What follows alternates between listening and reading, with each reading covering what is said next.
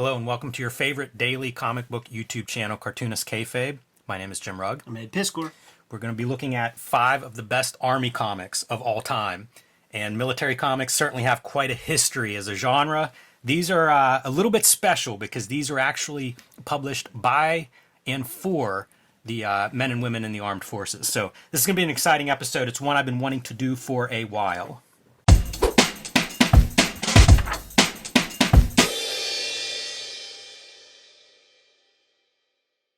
Cartoonist Kayfabe is a daily video channel about comics. If you guys are new to Cartoonist Kayfabe, welcome. And if you're looking for coverage of your favorite comics or creators, we have over 1,000 videos for you to search through, and we may have already covered your favorite comics or creators. If you go to the Cartoonist Kayfabe YouTube channel, you'll see a little magnifying glass for a search. Enter in that comic book name or creator name and see if we haven't already covered them. If we haven't, please leave a comment below this video so we can continue building our list of books and creators that we should be looking at on this channel, because it is the comic book video channel. I also want to remind everybody that you can see us in person September 8th, 9th, and 10th at Baltimore Comic-Con, a great comic book convention for comic book fans. If you haven't been there, check it out. And if you have, we look forward to seeing you there this year. We also have a Cartoonist Kayfabe Patreon. 3 levels of patronage will get you access to our videos early, which will give you a leg up on the Kayfabe effect. You'll be the first one tracking down the books that we show off on these videos, which sometimes disappear quickly and can be hard to find. And they also go up in price when people start looking for them. So join our Patreon and you can be the first one in line before those price hikes take place. And at the King Kayfaber level, you'll get all of our videos first, and you'll sit in on the recording sessions, which really gives you a leg up on the Kayfabe effect. So, Ed, we're going to look at 5 different sets of collections of comics that have appeared mostly in military publications. And I figured I'm going to organize them by chronology. So Of war. Yes. I see. So we're going to start with Bill Mauldin's collection of Willie and Joe. This is a series that Fantagraphics published in an amazing, do you guys hear that? It's like canvas. This could be like Army issued, at least the case. I don't even know what this is. I feel like I've had Army bags that are made out of this material. Design props go to Jacob Covey, a designer that we've interviewed on past videos that worked for Fantagraphics for, 20 years maybe, and did some really great design work over that time period. This box set up there with his best work as far as I'm concerned. And something that really put me over the top of buying this, because it was just such a nice, you can see, very thoughtful in its design.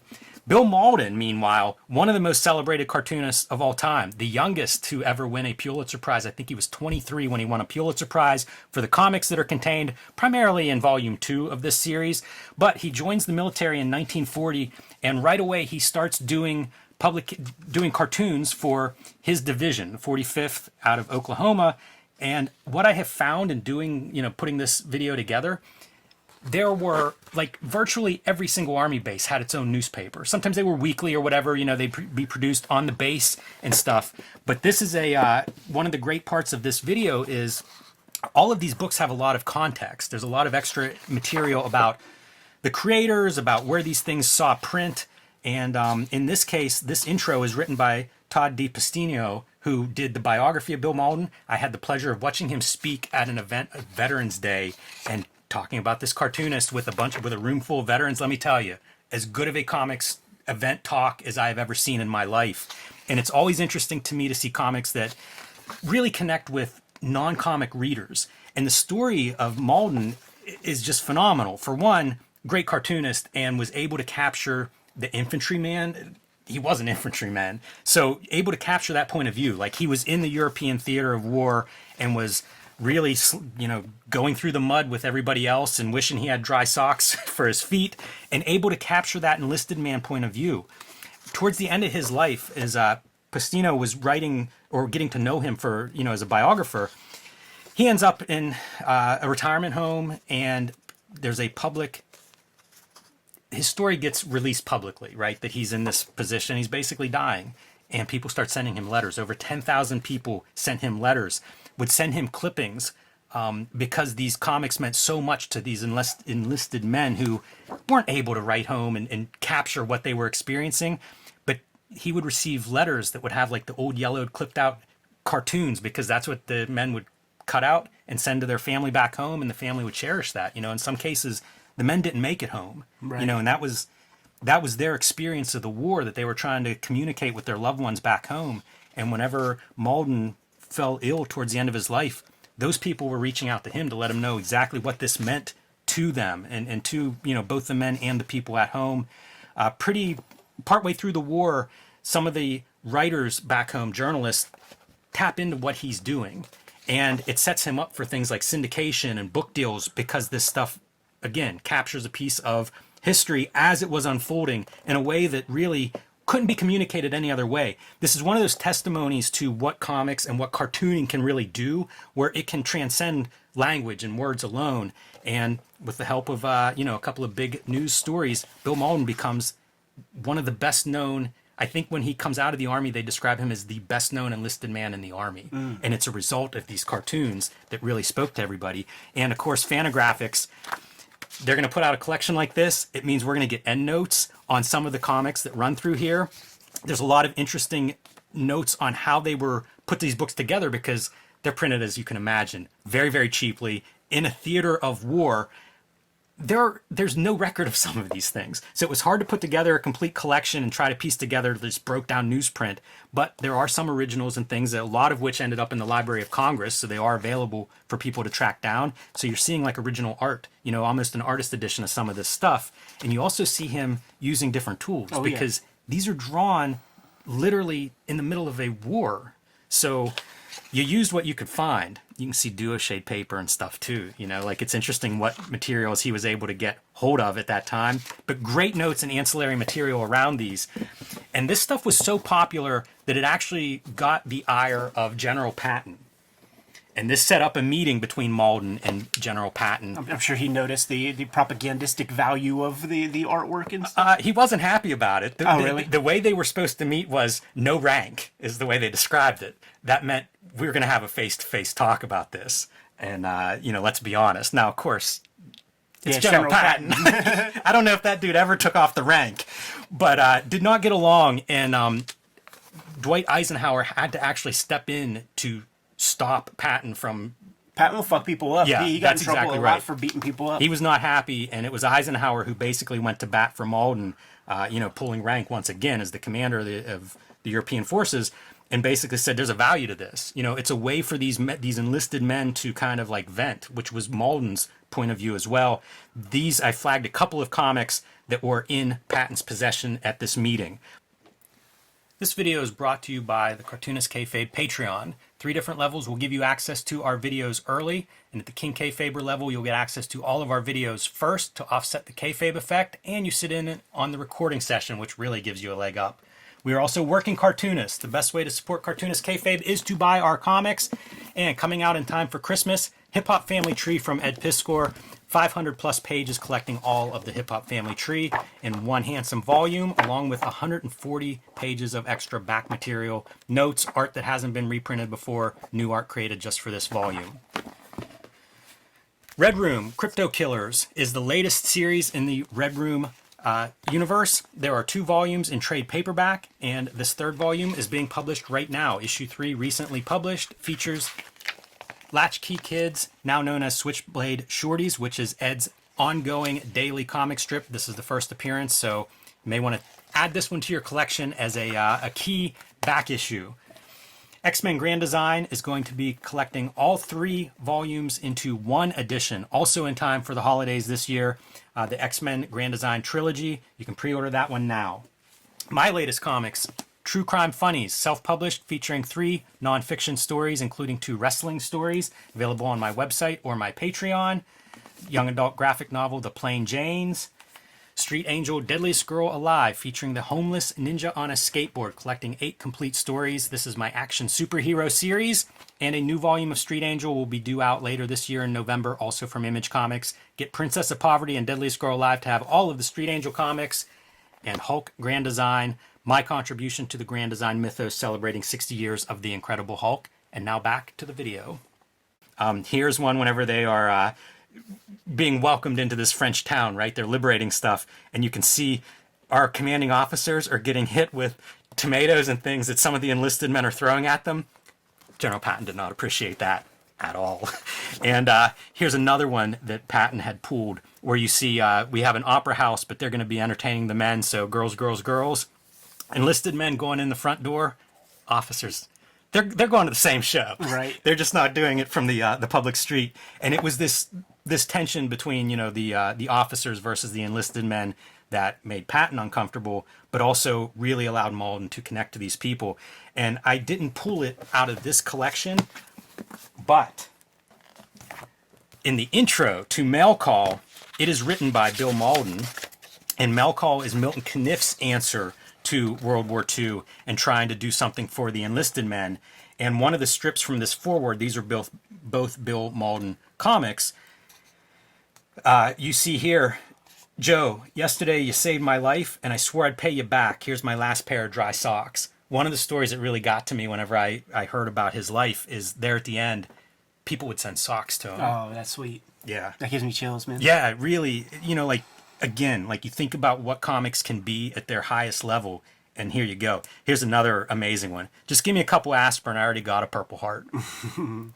So, guys who are there, in the case of Bill Mauldin actually in combat, in the case of Milton Caniff, had 4F, which meant he wasn't physically fit to serve.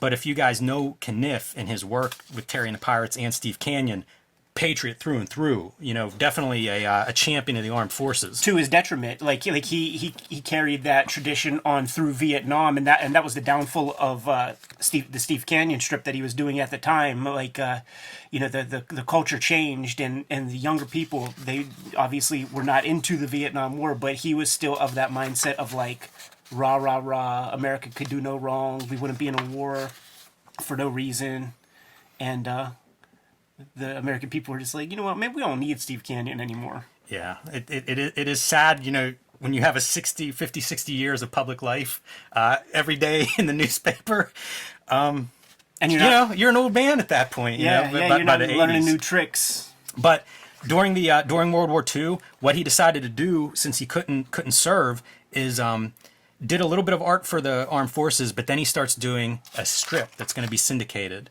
And it starts out, it's Terry and the Pirates, and they're like, the syndicate's like, you can't do this. It doesn't work that way. Do a different strip, change the name of it, whatever. But, syndication, you can't do it.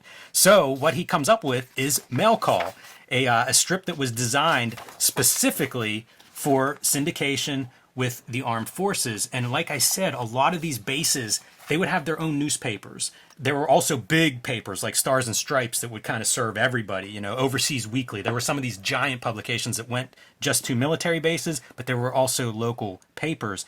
Mail Call ends up being serialized for, I think it's 2 years. Well, 42 to 46. I didn't realize it was that long. 4 years that it's created on a weekly basis, in addition to everything Milt is doing in his regular strip, which part of the intro that Mauldin talks about is he says he worked 27-hour days, 10 days a week. Yeah. And that's before he started doing another strip. It doesn't make any sense, man. But he did this for free, and by the time it reached its peak, syndicated in 3,000 newspapers, to give you an idea how many of these bases were out there that they were putting this stuff out. And one of the super interesting parts, if you're a comics historian and a Caniff fan, these are, I hate to say gag strips, but they're all self-contained, which is very, very different than Terry and the Pirates or Steve Canyon. Don't ask, don't tell. And he talks about it in his intro, the process of making this and starting from the last panel and working backwards, and getting the setup to that point. And you can see, pretty girl, because you want to keep the troop morale up.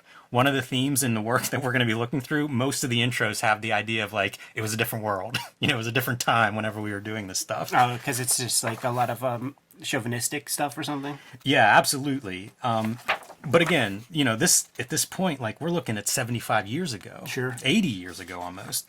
So, remarkable object. This one is printed, or published, I should say, by Kitchen Sink Press. In their traditional format for their strip reprints. And they also have that great context, This stuff is so valuable, just seeing, what goes into creating a strip at that time period. And nobody bigger than Milt Caniff at that time, and yet he's still basically creating another day of work for himself every week to just be part of the effort. That's amazing. He was so good in terms of military, and we've seen this story several times, where he was basically anticipating moves that the military was going to do, to the point that military intelligence came out to him and was like, what's going on? Chill out. Where are you getting this info? That's exactly. So, an amazing book there, and an amazing cartoonist. Speaking of amazing cartoonists, think of what the Army is putting together in terms of comics. Like, they could have their own Hall of Fame for these comics. Will Eisner, who had done some work in World War II, and this is a story that we heard Stan Lee talk about in the recent Stan Lee documentary. I've talked to a few historians about this, and I asked them, had they ever heard this idea that Stan Lee was making comics for the Army in World War II? I don't know about that, but here's the detail of Will Eisner doing it. And he starts out doing it in it's Army Motors, I think is the name of it, in the beginning. And he does that for World War II. And the idea was, here's instructions, man. You guys are getting new equipment. You're all over the world. Want to keep you alive. Here's information quickly. And that was the idea, is that comics could deliver the technical info fast, that these people needed to basically stay alive. It was a good experience for everybody. And in 1951, the military contacts Eisner about doing PS Magazine. Let's do a series of these things. Army Motors was great. Let's keep that going, because, at that point, military-industrial complex is off and running. Exactly. And he signs up for that. This was something that Eisner really pioneered, the idea of education as a tool for comics and communicating information. So he gets tasked to do PS Magazine, which is approximately 5 by 7 inches. So that's why you're looking at this book. This is a fantastic book, by the way. Abrams is the publisher. Really beautiful reproduction put together by Eddie Campbell, which is interesting. Not an American that's putting this together, but a great cartoonist and a comics historian putting this together. Over 200 issues produced from 51 to 1971. This was a big project for Will Eisner. Yeah. Now, didn't PS Magazine continue beyond his tenure, because Joe Kubert had a contract and was doing stuff? Yeah, I'm not sure, but it wouldn't surprise me if that's the case. But what you see is a sample. What this book puts together is a sample. I thought this was neat because it's almost like the Kirby collages. You're doing photo elements with cartoon characters. Yeah. Pretty interesting to see that. Where he innovated that was that famous Gerhard Schnabel spirit story with the man who could fly. Because there would be cityscapes and stuff that would be high contrast photos, or not even high contrast, but just run through the photostat. And you see this stuff evolve. It's a pretty good document in terms of, like, whenever a new story comes up, it's dated, on the first page, so you can kind of see the evolution. Very inventive visually, which I think is noteworthy. You see so much like comics as education tool that is just boring talking heads. Super boring. Will Eisner was not doing boring talking heads. And very strategically, like, the format is such that the infantryman could, like, slip that in his back pocket. Yes, yeah, exactly right. And you can see, like, there would be, I don't want to say mandates, but kind of like mission statements. In this case, it's an idea of, hey, check out your supplies. If it's stuff you're not using, here's the way to get those to people that will use them. So it's very much like this is a military publication designed to make things work better. And why not? It's such a testament to comics. In the intro, Eddie Campbell talks about how you have the Great Eisner comics. The Great Spirit comics. And then Eisner disappears for a while, and then you have Contract with God and a whole bunch of great graphic novels by Will Eisner. This is the missing piece. Right. This is 20 years in between those two. And you really kind of get to see him, we talk about woodshedding, go out, maybe learn a new hold, as JR might say. This is a great cartoonist that kind of goes out and tests it out, because this is an audience that's not a bunch of sycophants. This is an audience that is like, hey, does this idea really communicate what I want it to? So a remarkable volume, and because it was Abrams, I think they printed a lot of these. Right. For a while at least. I got this one at some kind of discount, I remember, because it wasn't something I thought, oh, I need that, until I got it and spent some time with it, and then was like, you know what, this is a great comics document. And it's kind of cool, the end pages I was a big fan of. These are Will Eisner's shelves. He had the issues bound. That's so sick. Pretty cool. Alex Toth. Once again, man, how much All-Stars can we do here, Ed? That's it. This is the best of the best we're drawing comics for Army publications. And in this case, this is John Fury. 1954, Alex Toth gets drafted at age 26. 1954, you guys that are Alex Toth historians, you know that he's been drawing comics for a while at that point. So, ends up in Japan, and the base has its own newspaper, as all of these Army bases seem to do. Pretty soon he's being the art director on that newspaper, and pretty soon he's doing a weekly strip that he is created, written, and drawn, which again, very rare. Alex Toth didn't do a lot of that kind of thing. So you're getting everything here, but some of it is like, this is very low production, and you can kind of see that sketchiness in some of these pages. This is another one where hard to find stuff to reproduce because it's a base newspaper. You know, how many copies of this thing could have been printed? Not very many. I believe most of this is from Alex Toth's collection. It must be. But you get a chance to see him having fun. And he said that one of the great thrills of this is the paper would be printed and distributed on Fridays on the base. And by the time he would get to the cafeteria dinner, he kind of knew if that strip landed or not that week. Pretty amazing. And he does this, I believe, for 1 full year. So you're going to get about 50 of these spread across that year on a weekly basis. And what a record for Alex Toth. And also just the idea of like, these guys have to create. Right. You know, he's in the army and yet he's finding time to make comics and to make some of the most interesting comics of his life, because again, this is him working by himself on these comics. Yeah, it's extremely inspiring, man. It makes me think of the great, Neil Gaiman commencement speech. You know, yes, make great art. You know, in times of war, make great art. You get divorced, make great art. Yeah, I wasn't sure if I was going to show this off, but what the heck, we're here, so I pulled it out. This is the colored version of John Fury, and I don't even know what to say. Yeah, we don't have to say anything. It does contain the last interview with Alex Toth, as back matter. It's a 2-parter in here. Who do we blame for this? This man? Coloring. I don't know. Is it a J.D. Spurlock book? Nah, this was done. I don't know if Paul Power is the guy who actually colored this or not, but he's the guy colored Matt Webb. Matt Webb, I think, is an image colorist at this point. Well, it looks like image coloring. Yeah, 2010. So the coloring's disappointing, but fortunately, there are alternatives to it where you can just kind of see Frankly, the most egregious thing is that Toth is a very thoughtful artist, and this is drawn for black and white, so it ain't even supposed to have color. Yeah. Anyway, a remarkable document. It's one of these that it's amazing that we have access to this. And show the cover to this book so that the people know exactly which one it is. Genius Isolated. So this is like the 3rd book, right? The last book? I don't know. I don't remember the order that they were published in, but they have been reissuing these, I believe, in paperback. Mm-hmm. I believe. So if you missed the hardcover of these, you should have another crack at it. Highly recommended. I mean, this is to me the Alex Toth documents, or these 3. Yeah. I guess there's 4 of them actually, but really great job there in terms of Alex Toth and work that I've never seen a John Fury otherwise, and those color versions, not the one to do. So now we're going like all that stuff, instructive, heartfelt, earnest. Now we're going into Rambo mode. This was published in Overseas Weekly, which was not an army publication, but was distributed exclusively on military bases. So what you had was an advertised-driven publication to enlisted men, and that meant you want them to read this. So let's put the Rambos and the pulp kind of tradition in here if you want to really have those results. And there have been a couple of versions and collections of canon done over the years, but what you see is like this history in the beginning points out what these are, and they're the paperback books. Yeah. They're the destroyers and those kinds of books that were so popular for so long. By the time this comes up, 1970 to 73 is whenever it ran.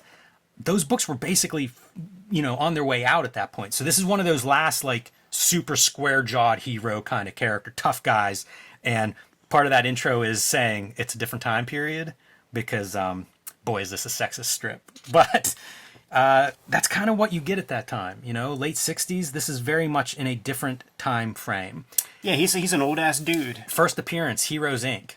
This is a book we should cover at some point. Sure. This was self-published by Wally Wood. I think it was self-published. It's all Wally Wood characters, and this is the first appearance of Cannon. So Cannon shows up here, and then he gets this offer to do work for Overseas Weekly. This was a weekly, kind of like a Sunday strip, and ran until 73, at which time Sally Forth becomes his Overseas Weekly contribution, which I don't know if we'll ever be able to show any of that. But I love this one. We talked about where I found this. We think it was from a used bookstore here in Pittsburgh that maybe we were shopping together and I grabbed this one ahead of you. Yeah. But I really loved it.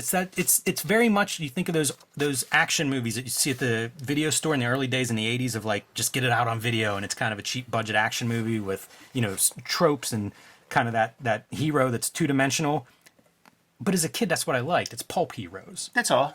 And that's what this is. Yeah, he knows what it is. I think he was getting paid well. Like you can see a lot of effort on these pages. So his art is fantastic at this time. Still some shortcuts. I hope we get a couple of pages that we can see that have some cars and stuff on him. But he's amazing. Like he's really bringing it. And right in the beginning, they show this. This is what his layouts are like. It says the sketches below inked swiftly over very loose blue pencil roughs. So this is an example of kind of those very, very rough sketches, and then you get to see, I think of Wally Wood as almost that precursor to the Neil Adams continuity studio ink guys, in that if wood touched it last, it looked like wood. Sure. Yeah, go look at those Stalker comics that Steve Ditko penciled and Wally Wood inks. Great use of like blacks and also of the grayscaling, probably screen tone, I'm guessing. This looks like that's duotone. You think? This piece, definitely. The unevenness of it. And he would do that, like, double lighting, like that's such a classic. He would, cut out a sheet and paste it down. Just amazing. Like, man, I look at the screen and you think of like the 22 panels that always work, right, and stuff like that. Comics just really aren't made this way anymore in terms of your light and dark and values and stuff. And it's just a chance for wood to really shine. And some of the action stuff, having these like World War II fighter planes coming in, jeeps, tanks, like in a lot of ways, this is that little kid Jim Rugg, dream comic. Like this was the kind of movies I was looking for, and just really exciting stuff. You see like the men fighting, he's tied to the chair, but he's still fighting back, flipping around. So it's an action comic, it's an action comic in the vein of these action movies that we spent so much time watching. And the fun thing about a strip like this that's coming out on a weekly basis in these short snippets is he doesn't want any one of those to be boring. So there's cool shit happening constantly. It's kind of like when you read a Tintin album. He's constantly in peril every 2 seconds. You got to do it, man. If you're getting one page a week, you got to do it. Got to have everything on there. And love seeing a picture of smiling Wally Wood. Yeah, but not with a gun. Yeah, that's true. Because it makes you wonder, is that the gun? Yeah. Not with the gun is right. And Fantagraphics has done, like I said, a couple of different versions of this. I think it might be out of print currently. Yeah, the latest round, came out in issues. Mm-hmm. Came out in this version, which is much bigger, and then like you cut the pages like in half. Right. And then so there's a version that's more like landscape format. Yeah, and I'm betting pretty good reproduction is my guess. Yeah, beautifully designed. But it's some great Wally Wood. This is, how, I don't know if you have this, Ed, but I'll have artists that are good. Yeah. They have their reputation, but it doesn't necessarily, I don't connect. The heart doesn't connect. This was the thing that I read, and then I went out and bought Sally Forth, and, just really kind of fell in love with Wally Wood as a storyteller with this story. Yeah, good stuff, man. Good to go? I am. Kayfabers, like, follow, subscribe to the YouTube channel. Hit the bell so that we can notify you when new vids are available. We are a daily YouTube channel, and we've got more than 1,000 videos in our archives at this moment. So chances are we might have covered your favorite comics. Hit the little magnifying glass on the front page of the Cartoonist Kayfabe YouTube channel. Give your favorite comics a search and take a look and see if we covered, if we did episodes on that comic. If not, put something in the comments immediately so that we can bump that up to our to-read pile. The videos are brought to you by the Patreon. The King Kayfabers on our Patreon get all the videos before anybody else. Mitigates the kayfabe effect. When we show off a book like this canon book, the King Kayfabers are going out and buying those last hardcovers off of Amazon, eBay, and their comic shops. So it behooves you to get in early. Check out these videos. The subscription on Patreon pays for itself. Videos are brought to you by the books that we make. So, Jimmy, tell the people what you have coming out. My next release is Street Angel, Princess of Poverty. This will be out in November from Image Comics. You can start to pre-order that one now. And it goes with Street Angel, Deadliest Girl Alive. These two books do not reprint the same material, but together they do collect all of my Street Angel comics to date. So check that one out. True Crime Funnies, my latest self-published comic book. I ran out of the print copies. Thank you all very much. but I am reprinting that hopefully in time for Baltimore, and they'll be available on my website after that. You can also read it on patreon.com/JimRugg, where I post all of my new comics and work. Other books that are available right now: The Plain Janes, the first young adult graphic novel. I know our demographics, so I say this is the one to buy for gifts for the nieces and daughters in your life. And Hulk Grand Design, my contribution to the Grand Design series. I could not be happier with how this book turned out, but it looks like this thing is out of print now. It's not available at the distribution level. There still should be copies sitting on your good comic shop shelves, so pick this one up now if you haven't already, because once it's out of stock, it may be gone. So grab that one before it's too late, and follow me on Patreon. Hip Hop Family Tree Omnibus coming to you in time for the holiday season. It is the 10-year anniversary of the Hip Hop Family Tree comic in print. It is the 50th anniversary of hip hop culture in general, so we had to do it up fly. It's collecting all 4 volumes of Hip Hop Family Tree's comics material and 150 pages of additionals. So this is a big phone book that I'm extremely excited about. It's the ultimate statement on Hip Hop Family Tree, and I hope you support the book when it comes out in October. Not the only holiday piece that I have coming out this year. In November comes the X-Men Grand Design trade paperback that collects all 3 volumes of X-Men Grand Design. I do have a volume or 2 of that out of print as we speak, so this is your way to get your hands on all of it. Like I said, it's going to be coming out in November. Both of these guys are ready to go in time for the holidays. Red Room is the comic that I'm working on these days. There are 2 trade paperbacks of Red Room out there currently. Crypto Killers represents the 3rd season of Red Room comics. In this 3rd issue, there is a backup story called Latchkey Kids here, but I changed the title to Switchblade Shorties. And it is a daily strip that I'm working on. I've yet to serialize it to the wider world, but exclusively on my Patreon, you can get access to it. $3 is the cost, man, and there's a complete episode up there probably by the time you see this video. Not the only ways to support the Cartoonist Kayfabe channel, however, Jimmy. Let the people know. You can subscribe to the Cartoonist Kayfabe e-newsletter at the links below this video. You can also find Cartoonist Kayfabe t-shirts, merchandise, mugs, hats, fanny packs, stickers, and more at our spread shop. That link is also under this video. All good ways to support the Cartoonist Kayfabe channel. Give them those marching orders and we'll be on our way. Read more comics.